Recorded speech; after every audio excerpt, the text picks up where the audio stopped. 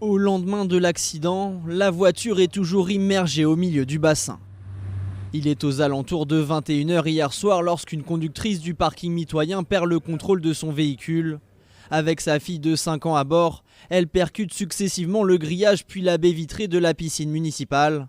Sans réfléchir, 2 maîtres nageurs et un autre témoin plongent immédiatement pour les extraire de l'habitacle. On s'est démené pour essayer d'ouvrir la portière, puis l'eau est rentrée dans la voiture a commencé à s'immerger, on est arrivé à ouvrir la deuxième porte, bien que mal, et on s'est rendu compte qu'il y avait un enfant à l'intérieur. Il a fallu faire une apnée, on tirait mais elle était attachée sur le siège, c'est un enfant donc il y avait la sécurité renforcée. Et par la suite, on est arrivé à la sortir. Indemne mais en état de choc, la mère de 38 ans et sa fille ont toutefois été conduites à l'hôpital de La Ciotat. Par chance, l'accident n'a pas non plus fait de blessés côté baigneurs, qui étaient pourtant une vingtaine dans le bassin à ce moment-là. Il devait y avoir à peu près 2-3 personnes par couloir de nage.